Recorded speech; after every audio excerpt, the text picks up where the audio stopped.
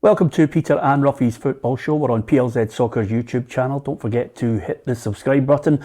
On a sad day, if you are a lover of football, look back with great affection at the Celtic side of 1967 that won the European Cup, because today, at the age of 83, sadly, another Lisbon Lion has passed away. Bertie Old, certainly one of the most charismatic figures ever to play for Celtic, and of course, one of the players that was etched in Celtic's history when they defeated Inter Milan by 2-1.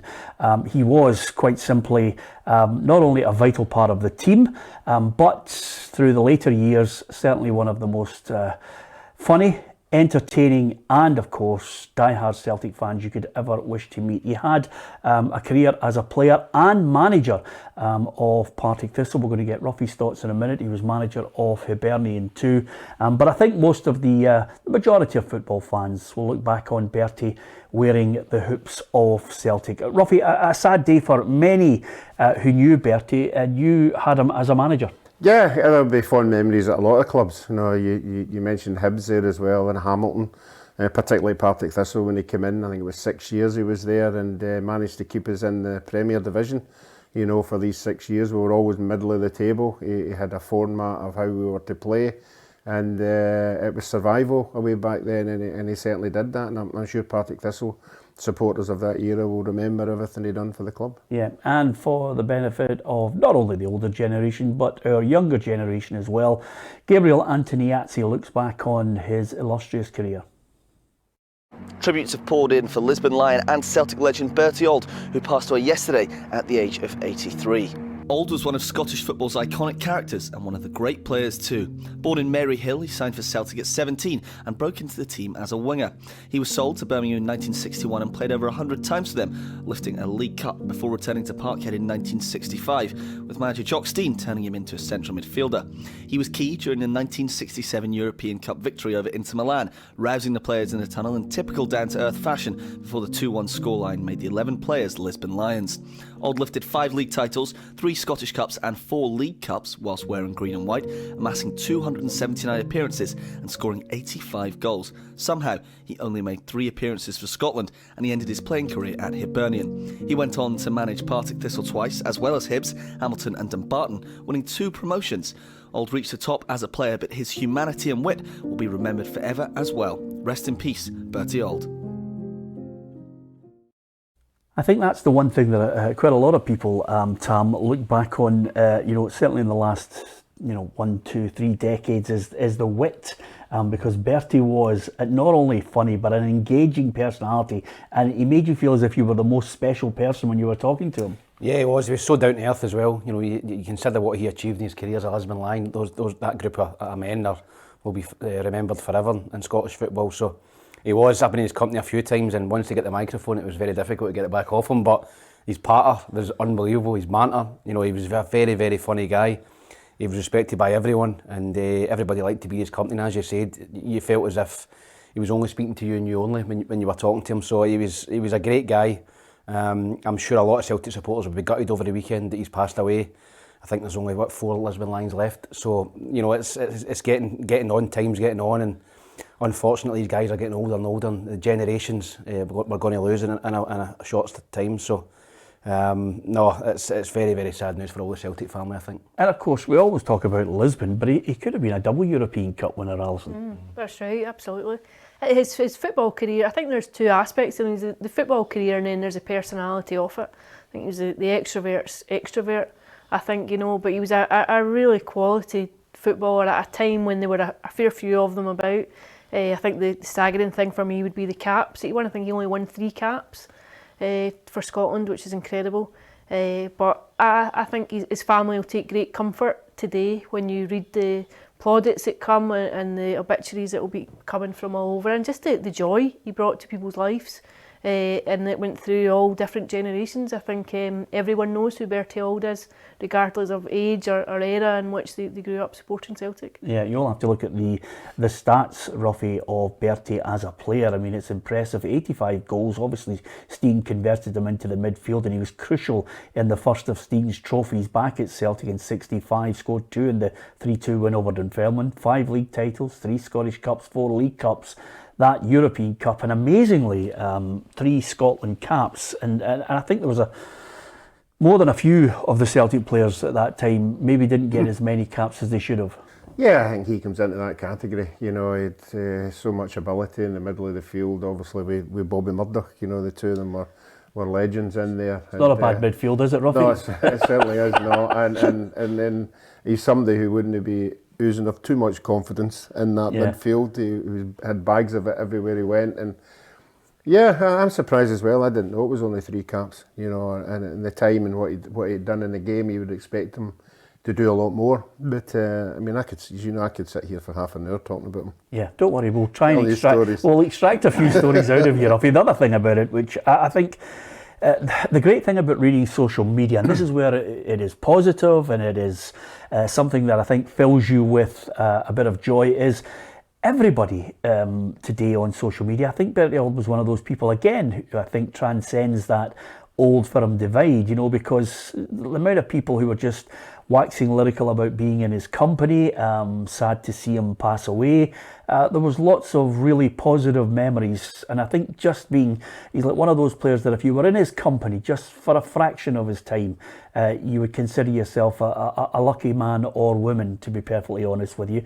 And with that in mind, I think Celtic have reflected that in the statements they've released, realising that they've lost an absolute diamond of that Lisbon Lions team, because over the last 5 or 10 years, and I can say this because I was practically in a number of situations where Bertie was the entertainment, as Tam has highlighted. I was lucky enough to be down hosting the 50th anniversary of Lisbon Lions in London, and Bertie, you know, he just holds court everywhere. He was going for Celtic as an ambassador. The new chief executive of Celtic, Michael Nicholson, released a statement on behalf of the club. Bertie Old will always be remembered as one of Celtic's greatest ever sons, part of a team that delivered the greatest prize of all for the club and its fans. He brought so much joy to Celtic supporters on and off the field, and we thank him and pay tribute to him sincerely for that. It was an absolute privilege to be in Bertie's company, and his brilliant sense of humour will live long in all of our memories. Bertie was just unique. There will never be another like him, and this really is a very sad day. Our deepest condolences are with Bertie's family. So nice sentiments there from the CEO of Celtic, Michael Nicholson. Of course, Ian Bankier, the chairman of the club, also paid tribute to Bertie Old. I don't think words can ever adequately describe what Bertie meant to the club and our supporters. He was a giant of a player, a giant of a man, and quite simply Mr. Celtic. He enriched all of our lives so greatly with his humour, his character and personality, and for that we will be forever grateful. It is an absolute privilege to have known Bertie, and I know how deeply his passing will be felt. But all Celtic supporters, Bertie will forever be regarded as a Celtic great, and he will forever be in our hearts. And I think that's a really nice touch from him, just paying tribute to him as Mr. Celtic, because I think over the last couple of years he certainly was there flying the flag as an ambassador for the club, and everybody loved him. He had such a warm, engaging personality. A man who knew him very well in the last 5 or 10 years was the Celtic captain Scott Brown, because when you go to these functions there's usually a Lisbon Lion or a Celtic legend, and of course the current Celtic captain Scott Brown, now with Aberdeen, says, "I'm devastated to hear of the passing of the legend and dear friend Bertie Old. He was the happiest man in the world and always had to share his amazing stories with fans, players and staff. Bertie lit up a room when he walked in and filled it with laughter and singing. He truly was Mr. Celtic. My thoughts and prayers go out to Bertie's family and friends." So it's a lovely touch from Scott Brown as well. You could probably fill 3 or 4 books in people's memories of him. As a player, it's quite interesting, Ruffy, though. He was at times tenacious in the tackle. You know, he would leave his foot in. He certainly, the first time around at Celtic, it was not trophy laden. They were going through a barren spell, and I think he was probably like quite a few other players thinking, this really isn't for me. And I think maybe his discipline as well prompted Celtic to get rid of him. Yeah, he spoke about that on numerous occasions, you know, and I think any legend who leaves Celtic realises what they've left behind and where they go to, and it was a big downer for him, you know, and it never lasted very long, obviously, because he came back up again. But no, certainly, I've always said this, you know, you've already touched on it there, that for some reason or now, I think the modern day player has lost contact with the supporters. Lost contact big time. I don't think the supporters get near their fans now unless it's at a big function. But Bertie was at everything. Bertie went to every function there was. He was just part of the whole system, and he always put his out there at charity dues or Celtic dues or whatever dues. And I just thought that there's something lacking just now in the modern game with people like him who actually put themselves out to shake hands and meet people. I think it's a big thing that he did. Yeah, absolutely. I think that is a key issue. Many generations of footballers at Celtic were part of that. They had to go out and meet and greet. But that was a special bunch. When Jock Stein, I think, was coming back, he had to wait before he could rejoin Celtic from Hibs, serve, if you will, a notice. But Sean Fallon made sure that he would make sure Bertie was coming back to the club. I think he wanted to come back to Scotland. He was at Birmingham, and I think he, on the instruction of Stein, made sure that was going to happen, because Jock Stein, as you know, Alison, demanded to have, you know, complete control. Which is quite a new thing entirely at that point of, you know, it's quite similar to modern management now, but it was fairly new back then. But I think Sean Fallon's role was fairly understated in all of that. I think he was a quiet element to the good work, obviously, that Jock Stein done, but I think he identified, like what you touched on, the tenacity and the personality and the talent that he clearly had to bring him back. And then I think from 1965, that was really the catalyst for Celtic to go on and dominate for the next decade or so and really sweep all before them in that period of time. And Bertie was huge, played a huge role in that. But to go back to what Alan was saying, I agree. I think, I don't know Bertie on a personal level, only knew him professionally, and I'm always astounded at the humility of these guys, that you could pick up the phone to them and they would phone you back, they would give you their time, and they were very generous with stories and time, not just to me, like, but to journalists, to fans, to people. They had an incredible amount of patience to retell the same stories over and over again, and to not be bored by it, but to give themselves like that. And I think it's a gift. I think just to have that warmth and that ability to meet people where they are and engage repeatedly, I think it takes quite a lot out of you, and I think to be willing to give it says a lot about you. Peter, he was always up at the St Roch's games as well. My dad's a big St Roch's fan, he goes to all the games, and Bertie Old was standing in the terracing up at the Garden Guard with the St Roch's supporters. Yeah. You know, a Lisbon line, you could never, Ruffy's, you know, he's totally bang on. You never see that now. Somebody that won the Champions League going to a junior game and sitting and standing with the fans. Because they get pestered, and Bertie just sitting, he would watch the game and you get in and speak to the players at St Roch's before the game and all that. So not only was his humility unbelievable, but he gave back. You know, he was a big St Roch's fan himself. He had a season ticket, I think, with Bertie, and he'd go to the games and all that. So even at that level, he was still giving something back. Yeah, I'm sure I saw Zidane up at the St Roch's game one day as well, to be honest with you. Defied his way out. But to be perfectly honest with you, we were lucky, Ruffy. You knew him, I knew him.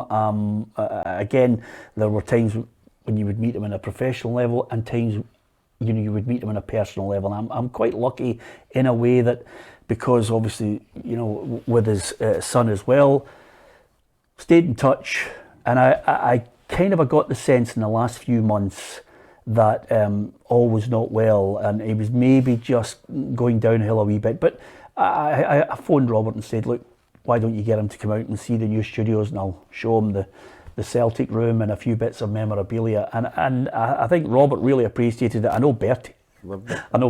Bertie probably wanted to phone the police and get me taken away in a straitjacket, but it was such a good day. It was just a real lift, because we sat here, we had a bit of banter, we chatted away. He had a fantastic day. You know, it was one of those days where just, you know, get him out of the house and get him enjoying himself, because he had given so much to everybody else. Yeah, you're right. You know, and Martin McHugh, who, you know, Martin, who's a big friend of Bertie's, actually drove him about to all the places that he'd been, you know, because he obviously knew he wasn't getting better, and he actually phoned me for the car, and as usual, just winding me up, you know, left, right, and centre. I could have sold you here, I could have sold you there. Yeah. It is a great story, Ruffy. I mean, I know it slightly irks you, right? But the fact of the matter is, I used to say to him, I say, you know, I mean, I remember I said to Ruffy, he's coming on to the show. We're going to see a clip shortly, right? I said, he's coming on to the show. And Ruffy then started to get a kind of a nervous twitch, right? And I thought to myself, there's clearly pain there, Tam, right? But Bertie could have sold you to a number of clubs, Ruffy, but you were so valuable to him. No, and he admits that, you know, that he just couldn't let me go, you know, because he needed to keep the team in the Premier League, and you know, I was part of it, as all the other boys were as well. But you know, when you play in a Partick Thistle, and Tam's been in clubs as well, at half time, if things aren't going well, and when he comes through that door with that big chin, you'd look at me, who's getting it, you know?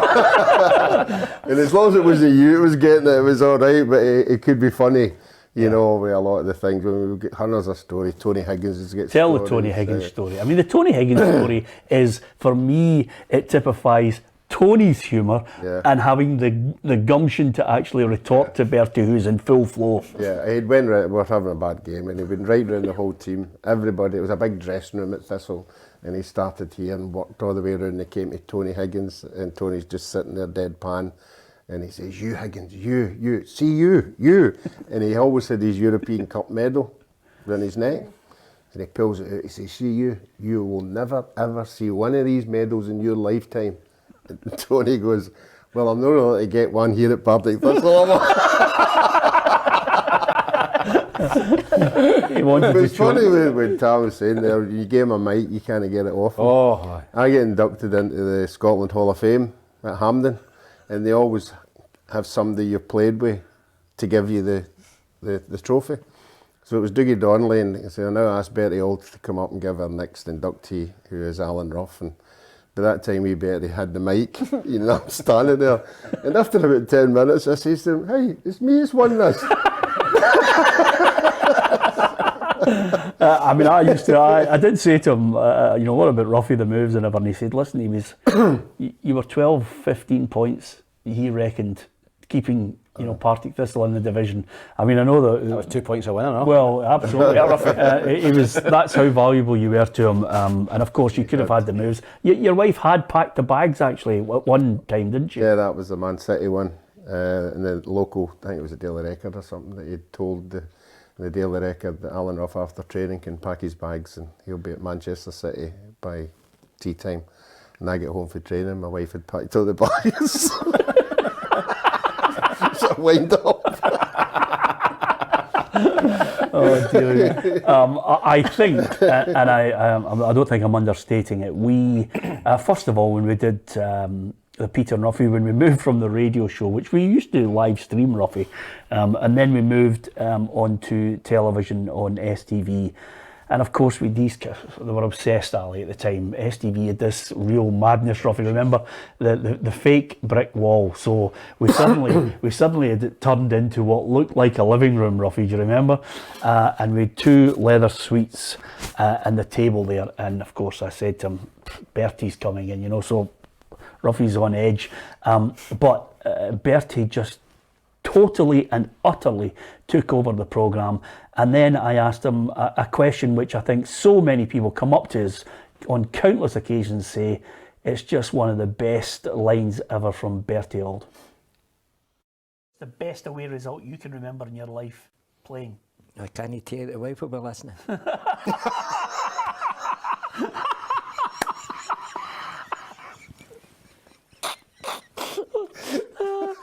What about a game of football? Was there one that sticks out in your mind? You think I'm a grass beater? Any game that sticks out, who cares? You're just happy to milk that. It's such a good line, isn't it? It was fantastic. We took us by surprise, obviously, because we didn't know that we was going to say. But he was full of that, you know. He was just one maybe before I forget. But I actually, one year I won the McKinley's Scottish Footballer of the Year, and there was a presentation in the Albany. It was a lunch, and Partick Thistle was sort of a full-time, part-time then, and we were training on the Monday night. So he says to me, he says, you've won that award, you have to go down and get it at lunchtime. He says, don't you bother coming in tonight. You know, you just go out and have a right good day, there'll be plenty of drink, just fire in. So I goes down and gets the trophy. Obviously a lot of drink. I mean, a lot of drink. And, I sat down at 5 o'clock and this boy went, hey, there's somebody on the phone for you. I went, who is it? It's Bertie Old. So I goes, how is it, boss? He says, aye, get your ass up here to training. I went, what? I said, you give me the night off. They were like, get your ass up. Honestly, I was so drunk, I couldn't tie my laces in my boots. And he made me go on the track and do 100-yard sprints. Can you imagine somebody miraculously doing 100-yard sprints? That was a mess. And he was killing himself, he was just standing like that. Different class. And of course, listen, I mean, at the end of the day, when you look back now, I mean, there were times when he might have been ferocious in that dressing room, but you could tell there was a real appreciation of having Ruffy in his side. All joking aside, him and I, we had good times and bad times. We had our differences, you know. Yes. But the most He tells me regularly. I know I used to phone the missus and all, but that didn't influence me. And he was trying to get to the board, but I wouldn't let them in the dressing room.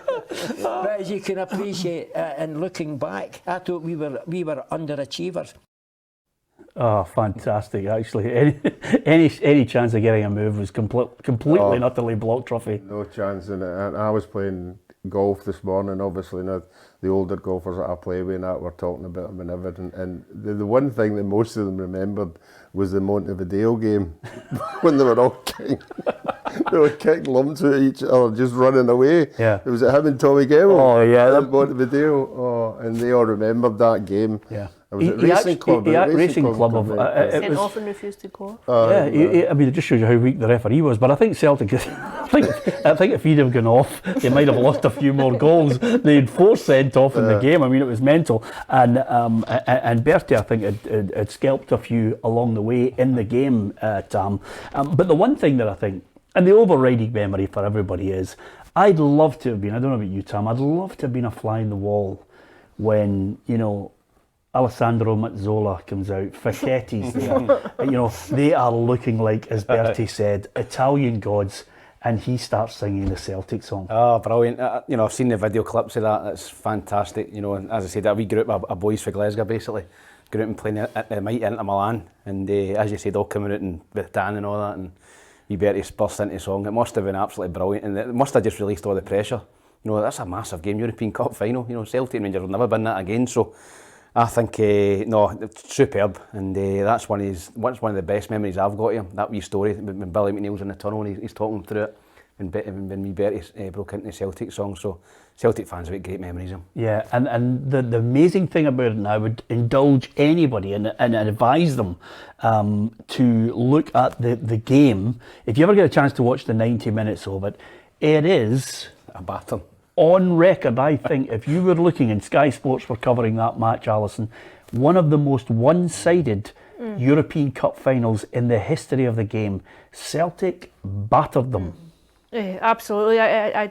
Jim Craig still maintains to this day that it was never a penalty. He's always It's a penalty. but he always goes on about that, about how much of the ball they had, how often they were attacking. It was just waves and waves of attacking football. And I think when you think back then of the kind of traditional Italian football and what it was based on and the defensive philosophies, I think they just didn't know how to cope with it. Yeah, incredible. I think, you know, most of the guys who look back on that time, for Celtic to actually break the European contingent of Real Madrid, Inter Milan, who were winning that trophy. You know, there was nobody from the Northern Hemisphere had even a sniff off it, Ruffy. I think Man United probably would have had a real good chance had they not been involved in the Munich air crash. But this Celtic side, with Steen, who was a master way ahead of his time, they had, you know, Simpson, Craig, Gemmell, Murdoch, McNeil, Clark, Johnston, Wallace, Auld, Chalmers and Lennox. Yeah, all at the top of their game, you know, and a lot of them were playing international football. So, you know, they were on a run, you know, when you get that kind of players at a team. on that kind of run. It's the expectation. It doesn't matter who you're going to play in Europe. You know, you're going to beat them, and that's what they did. They were just unbeatable. Yeah, an incredible game if you get the chance to watch it again. And from that moment on, and this is the key to it all, Tam, when you are part of something like that, I don't think they probably loved the fact that the full-time whistle had gone and they'd won the match 2-1 with Stevie Chalmers, who'd actually scored a goal in something they worked on in training regularly. People think, oh, he stuck his leg out. This was the tactic from them, that winning goal. But from that moment on, I'm not sure all of them realised how their lives were going to change. No, I mean, you look at that back then, you know, for them to win the European Cup is unbelievable. You know, and they probably thought, oh, you know, we'll do it again in the next couple of years, we're at the top. And I know they got to the final a few years later and lost, but, you know, the momentum of that game was unbelievable. And I think that, you know, Celtic fans will remember that forever. That'll never be repeated. And the Lisbon Lions will go down in folklore as the team that won the European Cup and brought that big trophy back to Glasgow. And, you know, Bertie's part of that. And as I said, sadly, you know, there's a few passing away now because of the time's getting on. But Celtic fans will always remember them. Yeah, absolutely. Bertie says to me the biggest hurt he ever had in a game was not being able to go up onto that thing with Billy McNeil. That's right. I think Billy McNeil also shared that pain, Ruffy, because he did mention that was the one thing that really kind of annoyed him, was the fact that the trophy was handed to him and he didn't have his teammates there. It was an unusual situation, that. Some of the medals just get handed out. In the dressing room. Why was that? Was that because of the fans weren't on the pitch? Was that the pitch? No, I think that was the nature of the presentation, Alison. I think it was a mixture of both. I think there was a few things, but I always remember them saying that the dressing rooms come in a shoebox. Come in and here's your medals, like just handed round in the dressing room. Here's the biggest medal that you'll ever win of your career. No fanfare, no confetti back then, no fireworks going off. Yeah, you like old strips and medals. How much would a Celtic European Cup medal go for one of your boys? Well, I have to tell you, by the way, you'll never believe this. I think and I hope I haven't got the figures wrong on this, but at the Lisbon Lions 50th anniversary in the Grosvenor Hotel in London, there was a Celtic versus Inter Milan programme signed by the entire Celtic squad, including Jock Stein, and I think it was up at 80,000 it had gone for. You know, one was sold at auction there only a couple of weeks ago for £120. That was one if you had an original from the game. But to have everybody who'd signed it, the Lisbon Lions and Stein, then you really have something that's worth a heck of a lot of money. And I know that auction that night, I'll never forget it, because there was you can always tell when there's big hitters in the room. You know you're going high with it. And again, you know, you talk about the whole affinity with that whole crew, because we're losing more and more of them. You're clinging on to those special memories, and you're saying to yourself, you know, Jim Craig, John Clark, Willie Wallace, Bobby Lennox, and the rest of those guys, you know, are now gone.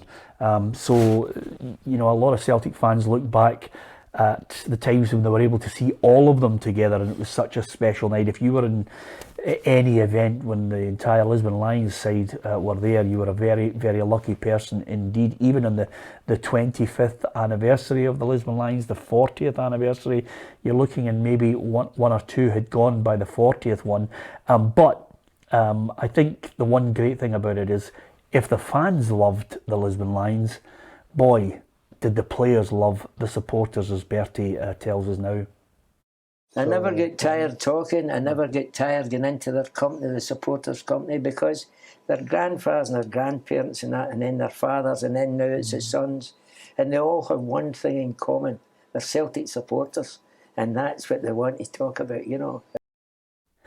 That was great, Ruffy. I mean, you know, it just shows you how lucky we were over this 10 years that we've been together. I mean, shows like that, you could just sit there for hours and listen to them. And you could even see Jim Craig sitting there terrified in case he was going to come out with something. He'd sit like that. But he would leather his teammates as well, wouldn't he? But that was the banter of them. See when they all got together. I mean, that was what it was like. The strange thing, Alison, and this is I don't think I'm talking out of turn. I'm sure people, you know, at the age I am now, my best story I think I could sum up about it all, apart from obviously being in his company at 1,000,001 functions and doing some great one-to-ones with him, was, you know, my mother followed Celtic all over Europe, and she used to say to me as a young boy, the Lisbon Lions are down to earth. She said they're absolutely special people. Every one of them, you could speak to them, there was no difference in them. They were all brilliant people. She absolutely loved them, and amazingly, the strange thing is, my first ever game that I went to see Celtic was the last game of the Lisbon Lions together, which was Celtic 6, Clyde 1, and it was also Bertie's last game for Celtic before he moved on for, I think, just under 2 years with Hibernian. So it was the last time they were all walking out at Celtic Park, and about 2 weeks before my mum died, I actually remember sitting on the bed and turning round to her and I said, do you remember you told me that the Lisbon Lions were all brilliant? I said, you actually understated it. They were magnificent. I mean, to a man, they were just great people to talk with. You felt as if they were part of you. There wasn't a difference in wealth. There wasn't a difference in class. They were one of you. Yeah, I think there is a great humility about all of them, and I think a generosity of spirit to indulge people with that, because I think it can be intrusive, people coming up. If you spot someone out at a game or at a restaurant or whatever, people are desperate to have a bit of it, desperate to share, and in those moments I think you could easily get fed up with it. But I think one of the great gifts that they had was to make people feel special. We gave them a couple of minutes of their time and photographs or whatever, and I think that was reflected last night and today in social media. Everyone had a Bertie Old story. Yeah. Everyone had a photograph of outside Celtic Park or somewhere with Bertie, and a joke or something funny that they said. And you mentioned it earlier about just like bridging the divide, yeah, like transcending the divide. There's a few stories from Rangers fans and stuff. They were really funny, and you could hear Bertie in them. You could actually hear his voice. You could hear the laugh, and I think I think it's a great gift to give people. Yeah, I mean, I like before I've got to mention the 1970 semi-final against Leeds United, Ruffy. Before we finish this programme, but I like the one time where basically he was in the tunnel with John Gregg, and Greggy says, we're on, you could use any figure you want, it's been changed over the years, but he said, we're on a £5 bonus for this game, and he says, yeah, we're on £3, but it's guaranteed. Which is great callousness, isn't it, Tom? Can you imagine? That's his patter, isn't it? And I'm sure John Gregg would have had a wee chuckle himself. But as you said, Celtic were a dominant force back then. Rangers really struggled against Celtic, so he was probably right. That £3 was probably guaranteed. They'd probably already spent it before they played the game. Yeah, I love the way you said that John Gregg would have a wee chuckle. No, John Gregg would have leathered him, and then Bertie would have tried to get him back. Ruffy, is that fair? Yeah, but we could sit here all day and tell stories. Yeah, well, the 1970 semi-final, now 136,505 fans inside the ground for a semi-final against a Leeds United side who, in the 70s, they'd written off any chance Celtic had of winning the game. Celtic had already beaten them with a George Connolly goal down at Ellen Road. So at Hampden at that point, with Billy Bremner on their side, and he was a good player, he had scored to suddenly draw the tie level, but Celtic just, Johnston, magnificent, and then of course Murdoch and Auld in there as well, Bobby Murdoch scoring the important goal, but they were superb. Yeah, and I think they were driven on by the supporters in there. People say, it's a 50-50 gate. It certainly wasn't a 50-50 gate that night. 134,000, I think. Yeah, it was officially announced as 136,000, but I've heard that official announcement before of you, Ali. Just once or twice. I've seen the clips of it, and it looks absolutely amazing. Hampden with 134,000 must have been just driving you on, just getting there. And he was a wee general on the part, he could just pull the strings, the two of them and dictate the whole game. And he had a wee nasty streak in him as well as a player. Oh, yeah. I don't know about you, Ruff, I like that. I'll stick to the humour. There was plenty of that. And another one was, just quickly, when we had pre-season talks. I don't know, Tom, pre-season talks, you get called in one by one, And players being players all got together and said, right, we're all asking for 20 quid. 20 quid more. And we all sat outside his office in a big seat, every player, and you get called in one by one. So we decided we'd let the best player go in first. At that time, it was a guy called Charlie Smith, who was quite cocky, so we sent him in first. So we were all sitting outside, and as he's getting in, wee Bertie was like, just leave the door open, son. Just leave the door open. He left the door open, and we could hear him going, right, Charlie, what are you looking for? 20 pound. 20 pound. And some of the older people are watching the show, Tam Shepherd's Joke Shop. He had got one of the laughing clowns that you pulled the thing and it went, ho, ho, ho, ho, ho, ho. So we all could hear the laughing to this thing outside, and he went, and go and tell the rest of them, that's what they'll be getting and all. 20 quid, Tammy. Change your life. 20 quid. And I tell one there before you You've got to. We used to go up north all the time pre-season, and he was always a stickler for, we're staying in this wee hotel, and he says, right, you all can go out for a drink, you all can go out 11 o'clock, that front door's getting locked. If you're no back by 11 o'clock, you're not getting in. So I'm like, what am I going to do? So I looked out the back and I saw a ladder up my second flare into my window.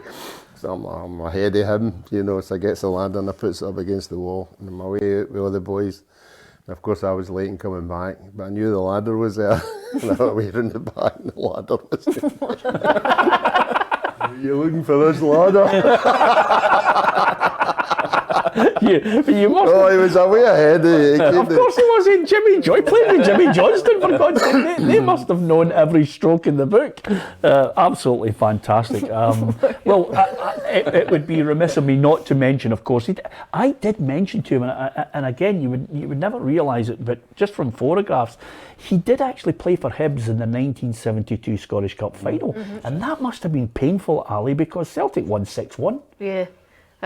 Really towards the end of his career at that point. I don't know what age he would have been, but he would have been fairly well on by that point. But yeah, an absolute hammering. Yeah, and I don't think there is a general feeling, and maybe Ruffy's better placed in this, there was a general feeling that maybe Jockstein had dismantled the Lisbon Lions too early, Ruffy. 71.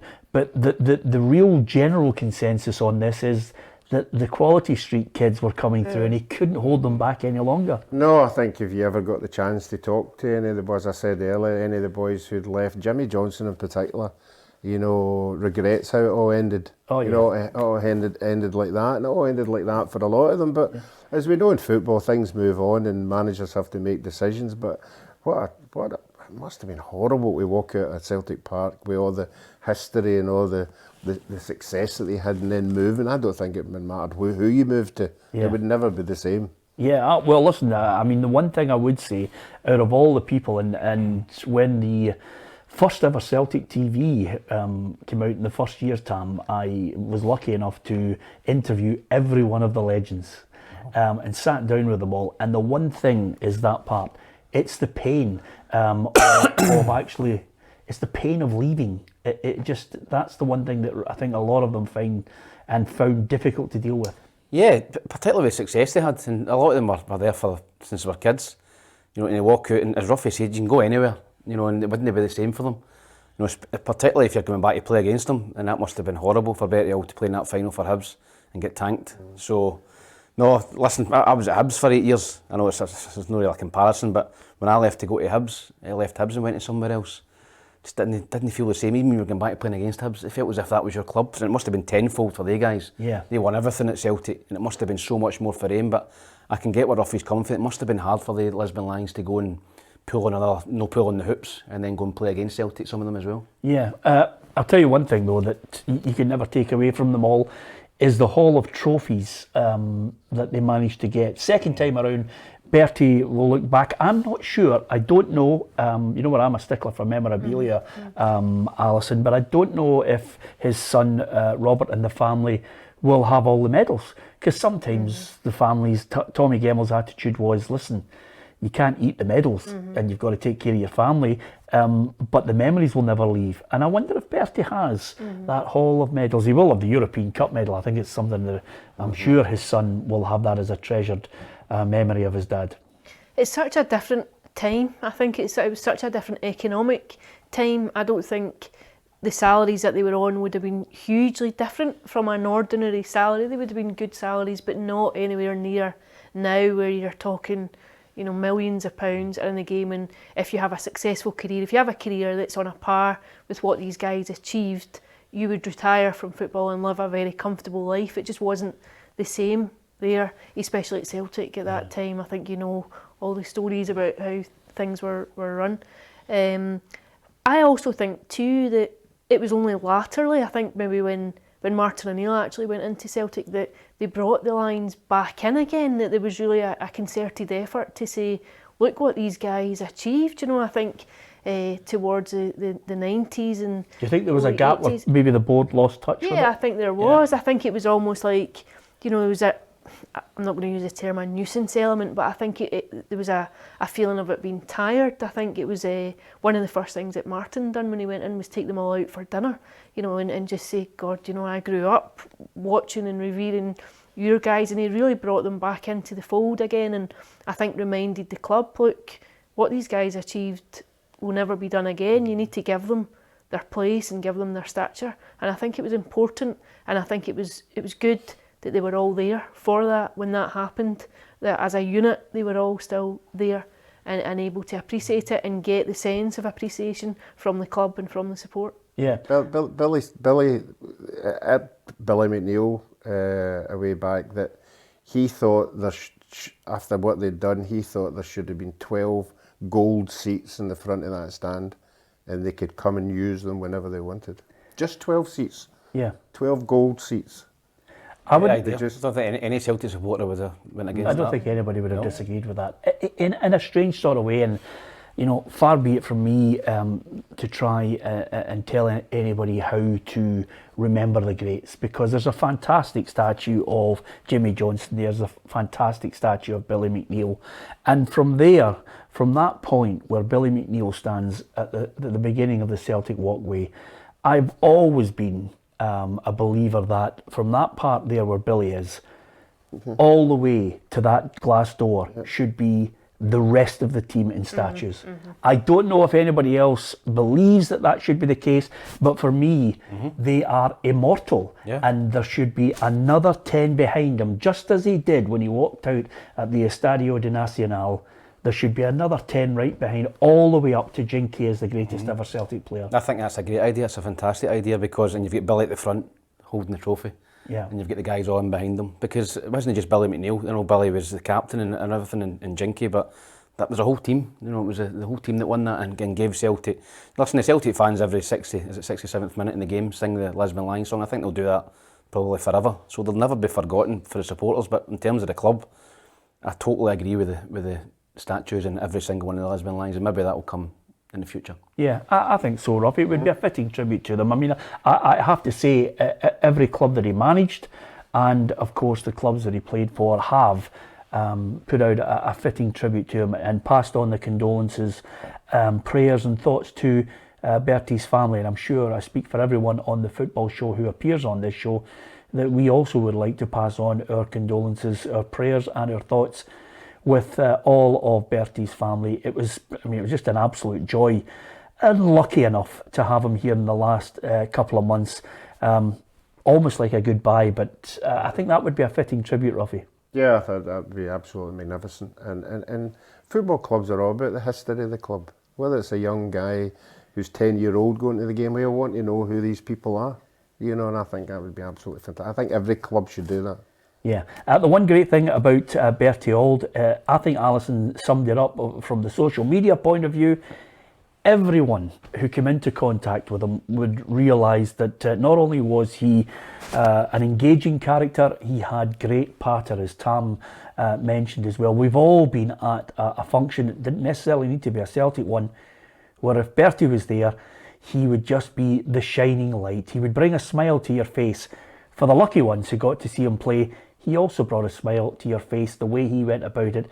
And when he'd finished playing, he turned into possibly one of the all-time great Celtic supporters. There are many out there who think they are, but Bertie certainly can lay claim to it. So many of the club have said he was Mr. Celtic. Bertie Old sadly passed away yesterday at the age of 83.